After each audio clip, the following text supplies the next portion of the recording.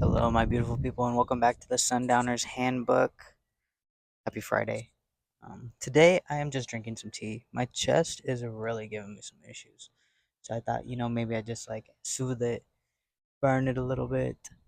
But it looks like it's going to rain. So I hope it doesn't rain on us because that'd be pretty dope. Pretty dope. But today, I think I wanted to talk about a couple of things. And the first thing I wanted to talk about is like, I guess I'll just get the process of transitioning over with. I had a top surgery, and then I had a hysterectomy, and then I had bottom surgery, and that included like two, three different stages. But I really wanted to touch on my hysterectomy because I think that that is something that a lot of people could relate to, and it was something that I just wasn't expecting it to be so hard on my body. I It was also like my longest surgery, not like being under, but like I got there at like 7 o'clock in the morning and was supposed to be in by like 10.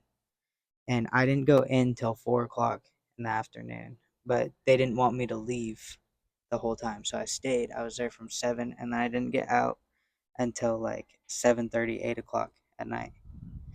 So it was like an all day thing. I think my bottom surgery itself was only like 8 hours. I got in super early and then I got out like midday. Um, but like overall, that was the longest, and I was in so much pain. They pump you full of gas so that they could like see what they're doing with their little lasers and stuff, and that gas is inside you and it needs to like escape somewhere. And I didn't know that like getting up and walking was like such a big deal. Like I was pacing in my living room for like 2 days straight because it was just like it hurt so bad. That gas like has to travel somewhere, so it travels throughout your body and tries to escape. And like the it was just aching and burning and so much pain. And that was just something that I like was not expecting because I just didn't do any research on it. Um, and I didn't do any research because like it was emotionally one of the hardest decisions I had to make during my transition, because it was like I knew that I wanted top surgery, I knew that I wanted to start taking testosterone, and I knew that I wanted bottom surgery. But the decision on if I was going to be able to have kids or not was really hard because like at the time like I was 18 or about to turn 19 or something. I was young, and I've always wanted children. I've always wanted a family, but I think emotionally, like mentally, I wasn't gonna be able to like live a long, happy life if I didn't get all of these stages done. So making that decision on to get a hysterectomy and like not save any of my eggs because they were like you can freeze your eggs, but it's gonna be like $500 a month. And at the time, like I that was just something that I just could not afford, and like that's outrageous. And like how long was I gonna be able to do that? Like how like I'm 25 and I don't think I want to have kids at least for another 4 or 5 years. You know, I have a lot of things that I would like to do before I have kids and start that type of journey. So it just wasn't something that was in my budget, and it wasn't anything that I could afford to do, but it was something that mentally like weighed on me. Like I have to do this for myself, but I also lose out on a lot of other things that a lot of other people get to experience. And I know that there's adopting and um, surrogacy and other things like that, but like being able to have like a little me, I guess it's a good thing. I say it's a good thing.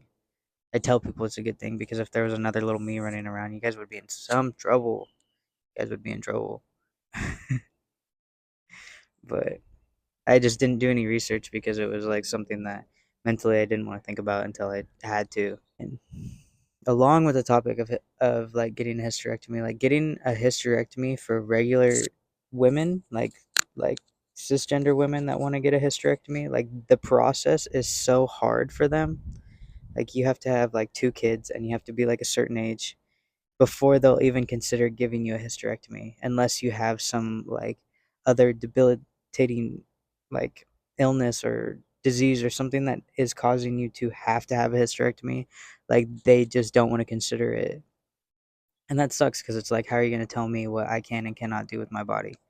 You know, and that's what I hear from a lot of women. And it's like, um, it's sad that like it's so hard for them when like they know what they want.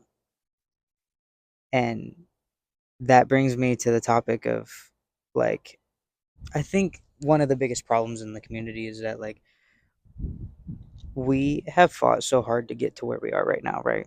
And with fighting this hard, a lot of people want to like kind of just rapidly get through, like get as many people transitioning as possible that think that they want to transition, right?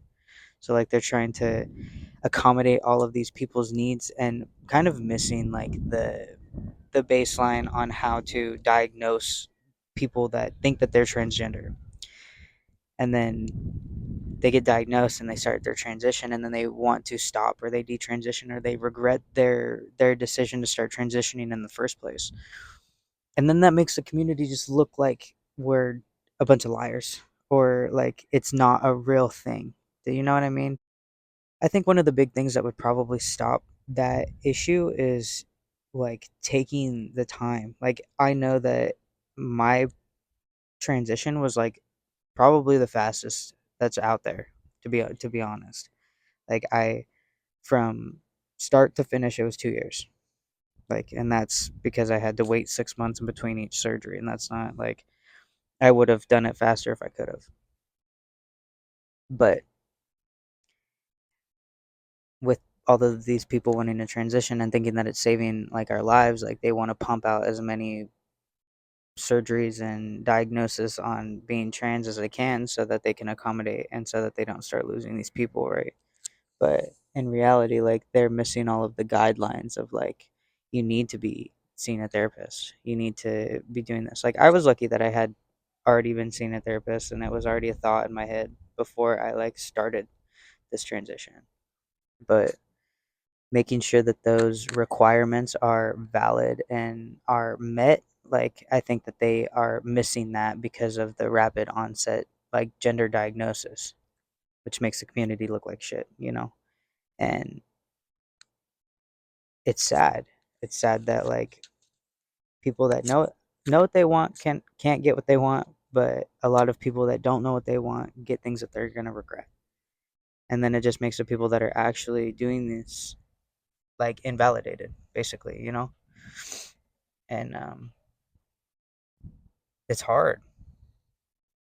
I think that one of the main things that like I do appreciate about transitioning in California, even though I had so many hoops to jump through, um, they made sure that it was something that I actually wanted to do.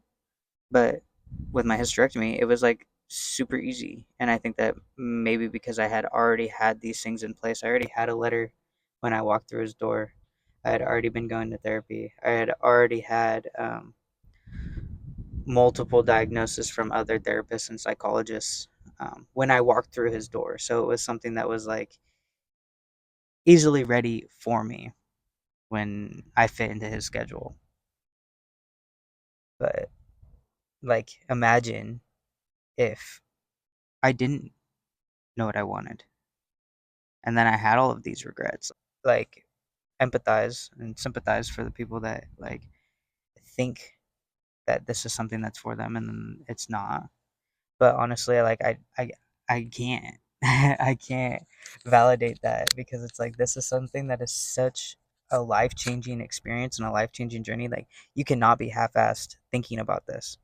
You cannot be like weighing back and forth like is this something for me, is this not, because my whole life I knew that I was a boy. Like I knew that. I think like second grade was very like solidifying in my journey, and that was just because like I had so many friends that were boys and then like all the girls would make fun of me because I was like such a boy, and it was just something that I was just like I started to hate myself because I was like why am I not normal, you know? Why am I why am I getting picked on when I'm just trying to like, you know, play in the sandbox, you know? And but like it just is something that you know.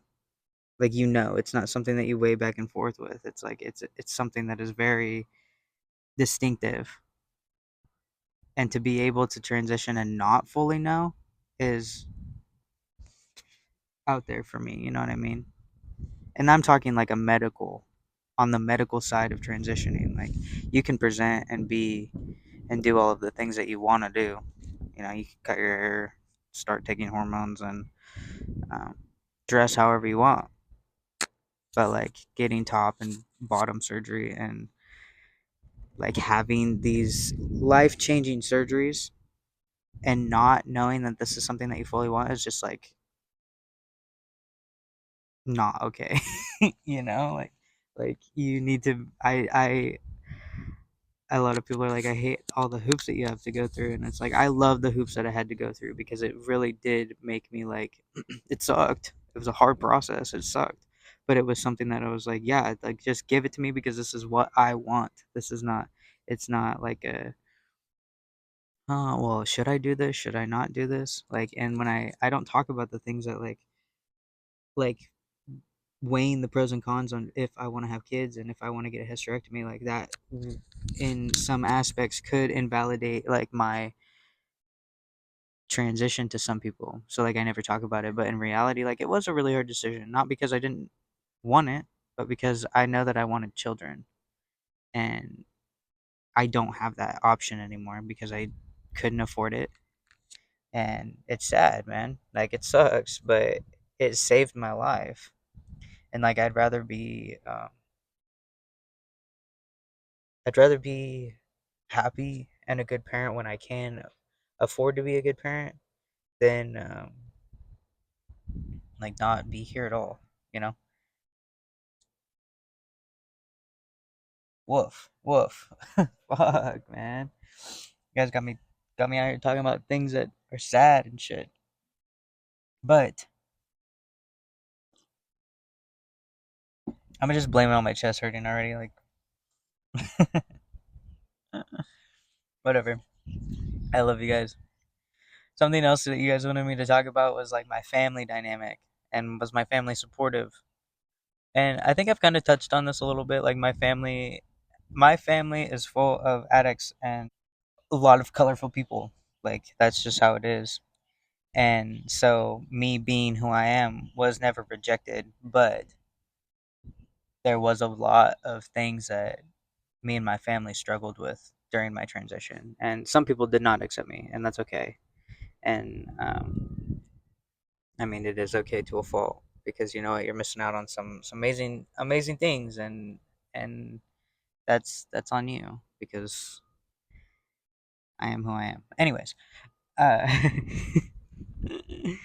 the like along with having like such an open, colorful family where we accept a lot of different things comes a lot of disrespect and like crossing of boundaries. And I allowed my boundaries to be crossed a lot during my transition because I just wanted to be like a part of my family, a part of my during my transition. And I really wish that like a lot of them did more research and like was more supportive in a way that would have benefited me. But like I can't knock people for not really giving a fuck because it doesn't affect them, you know. But I wish that they did.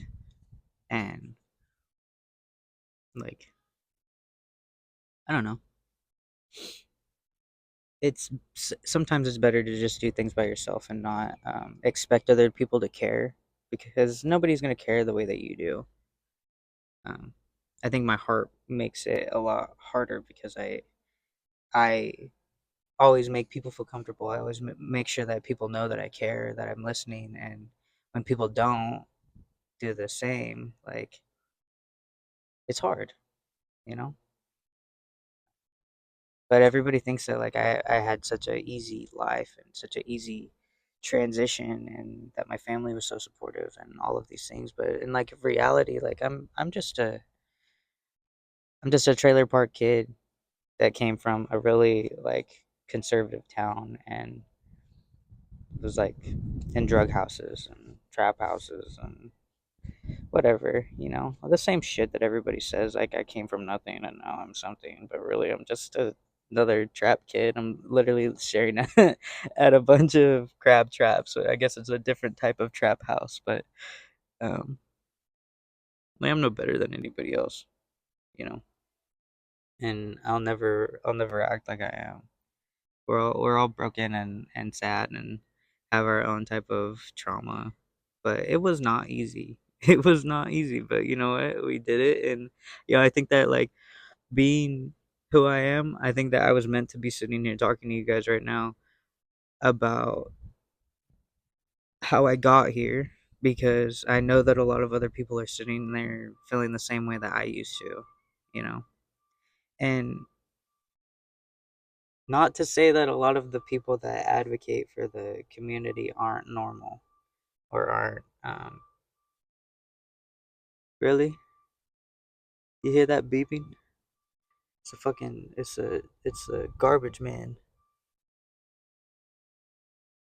There's a lot of noise out here, and honestly, like I just can't wait to be out on the water. My boat right now needs I think it needs a new head gasket. I'm gonna after I get some of the things done that I need to do this month. I'm gonna have a somebody that actually knows what they're doing come and check out my boat because I was just gonna buy a new engine because the engine that I have in my boat right now is Mitsubishi, but in the boat world, it is not a common engine. So like I cannot find parts. I cannot find people that know how to work on my engine. And I just want it to be safe and reliable so that I don't have to get towed back in when I'm out there having fun, you know. And if I do end up selling this boat, like I just want it to be running and able for whoever gets it because it was not running and able when I bought it. But I think that something that came with my transition was like a lot of mourning, and I realized that with a lot of interactions that I had with the people that were in my life, and none of them really wanted to admit it because like that's like how do you say that, like I am losing my little girl. Is that's how they saw it, that's how they felt, and I knew it. Like you could tell when it's written on somebody's face or the way that they act, and it put a lot of distance and a lot of resentment, I think, in my interactions with the people that I used to have in my life. And I think that like all I wanted really was like for my dad to show me like how to shave. And like eventually he had come around to that, but it took a long time. It took probably till my after all of my surgeries, which I was already 2 3 years in. But by that time, I was like too late. Not too late because I'm here and there's always time to fix things. But it's just different now. You let people in as much as you can, and then when they don't want to be in anymore, like I'm not gonna keep giving. So that's where I'm at. This episode is kind of sad and depressing. I'm sorry. I take it back. I take back everything that I said. Um, I don't know. I think that the main thing is just like my whole goal. Okay, my whole goal for like starting my platforms and starting this page and starting this podcast, starting I don't know, all of my group chats and everything is to make people feel like they have a family, like they have a place to come and talk or to be heard, to be seen, to even just listen to other people if that's like what your talents are. But like I just want people to have a space and feel loved because like so I know that a lot of people don't. A lot of people have their baggage and their issues and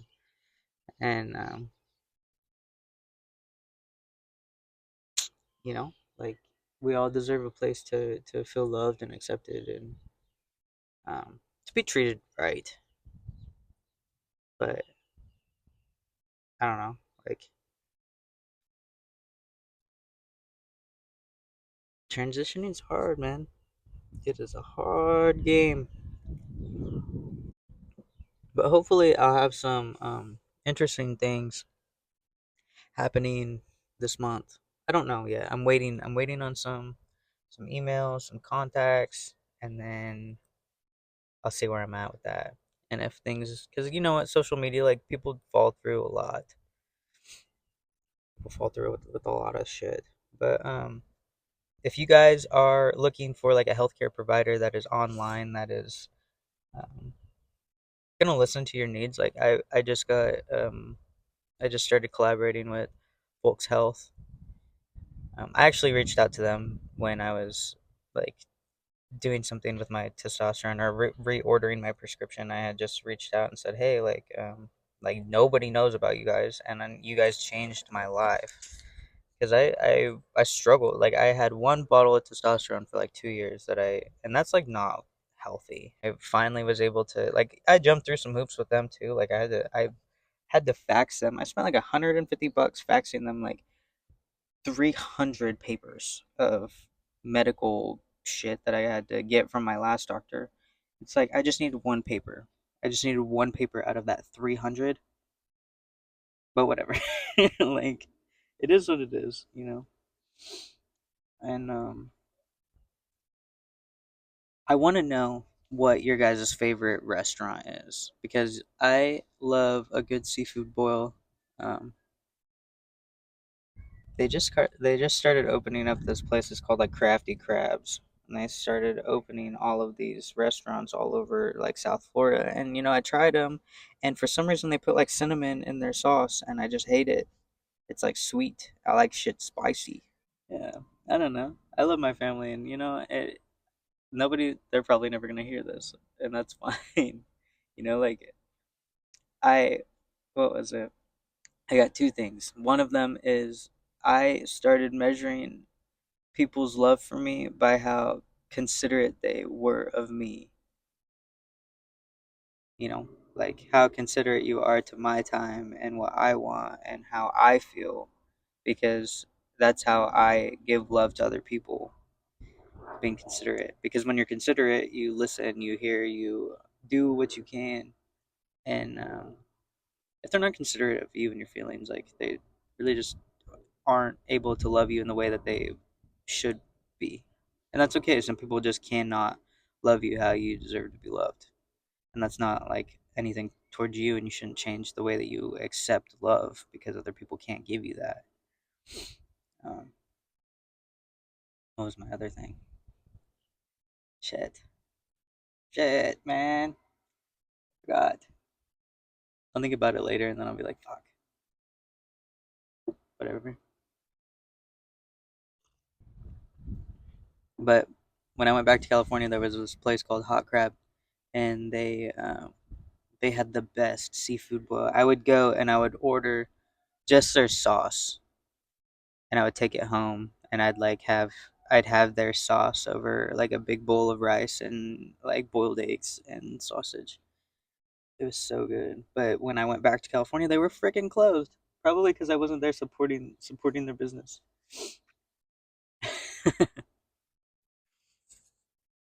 And as of recently, oh, that's what it was. It was just because you say that you support something doesn't mean that you actually support something unless you're actively doing stuff to support whatever you say that you support. You know what I mean? And I think that that's like a lot of the people that say that they support the community, but like they don't do enough research to even give the slightest bit of like consideration or um, like learn a little bit so that they're making the people that are in their lives that are going through things like this comfortable. You know what I mean? Like if somebody says that like they have this type of cancer, like I go out and I look it up at least, and so that I know like the slightest bit, so that I could be like, oh, I hear you, and I'm sure that this is hard, you know, and but you could say that you support something and you could just not really actually because you're not doing anything like proactive. Um, but like recently, I started trying to really just minimize my chemical footprint. And I think that's like why I wanted to start living on a boat, is because like I want to be powered by the earth. And I try to minimize like my trash consumption and the effects that I have living on a boat. Like I have biodegradable soaps, and I like to be sustainable or try to be sustainable. I try and live off of solar. Well, I'm trying to. It's not really working out right now, but it will. It will. So like being proactive in the things that you say that you actually support, like that's actual support. But you could post something on Facebook being like love, love. That doesn't mean jack shit to anybody. You know. I think that a lot of people try and keep their family in their life because they feel like they have to. You know, and you don't have to do anything that doesn't actually serve you. And don't forget that. And honestly, I see a lot of you guys out here saying, take the hat off. I get it. I know. But if you guys also know or have ever had curly hair or dealt with curly hair, you know it's a huge pain in the ass, honestly. And I just don't have any patience. I have no patience. No, I actually do need a haircut. I was going to grow my hair out, but I've already done the little man bun. I think I'm just gonna keep it short, keep the curls nice, because that's the only way that like they're they actually look good, because they're heavy. So if they're too long, and I try and let the curls out, then they just fall and they're not as curly and compact. But with like the humidity and like my patience for waiting on my wet hair, is just like not okay. I need one of those diffusers or whatever they're called. I did make a video about how testosterone and transitioning makes you sometimes lose your hair. The hair loss is two things: genetics and hormones. Like a lot of women will have a baby, and the hormone changes that they go through will cause them to lose hair, but they grow it back. It comes back. So if you're able to like manage your testosterone level to a way that it's not negatively affecting you, and you just ask your doctor, work with them, and they'll help you out. So I was honestly thinking about people say that like sailboats are living, sailboats are alive, and I don't think like people ever really understand that, and I think they just think that like they're living because the sails make them move. Um, but being on the water and the way that like salt water just destroys basically everything. The more that you maintain your boat and the more that you like take care of it, the more she'll sing. You know what I mean? Like she'll look a lot better, feel a lot better, she'll move a lot better. The more that you take care of your boats and the more that you pay attention and just tune it up. It's like a car. You tune it, it sings. You don't, it ain't gonna sing. But I have been less focused on the engine right now because I can't afford to fix it at this moment. But I've just been doing like little things, like I pressure washed the shit out of this, and then I went around and I sprayed some rust stuff on everything because the guy that owned it before like did not do anything to it, and but messed it up.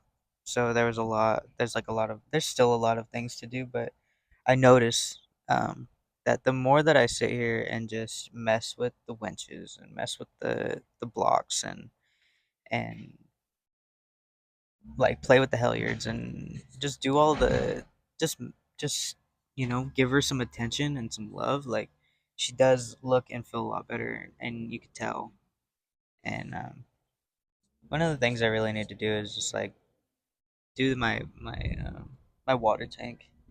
It's just like I gotta pull my bed up, do all the shit, clean it, get inside of it, and then I don't like working with fiberglass. It's just it hurts, but it's something that I need to do. I did my taxes, and taxes suck, man. Like I'm self-employed. I've been self-employed for years, But every time I do my taxes, it just stresses me out because like I don't have money to pay quarterly. I barely had enough money to live, and you think I'm gonna give you half of what I'm living off of? I don't think so. So I stopped like this year. I'm trying to pay quarterly and do the things right so that I don't owe at the end of the year. But you know what? We move and manage. Um, my grandma, um, she's the one that taught me how to do my taxes. Like she was like the perfect accountant ever.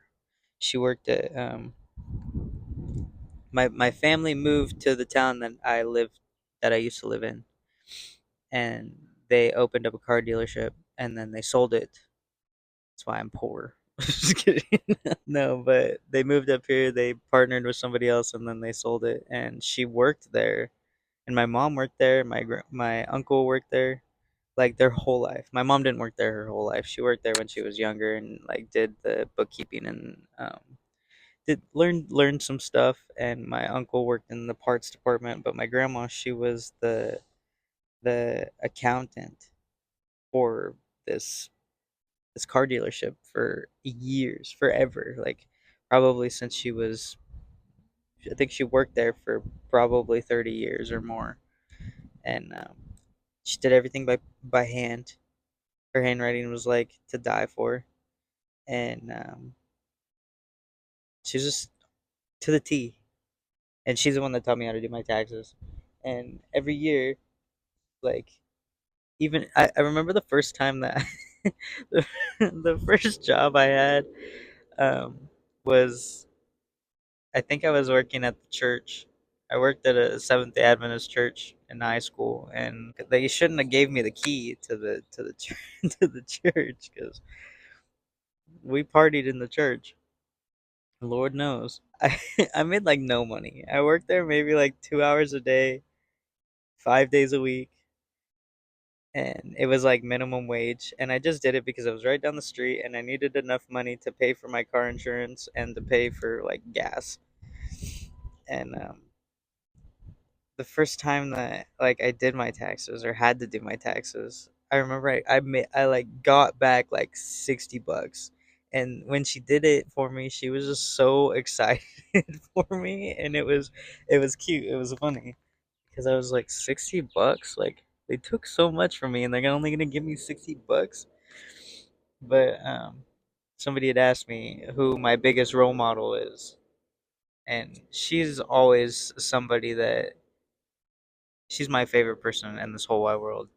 Um, she passed away like right before I started my transition, or like during my just me taking hormones, and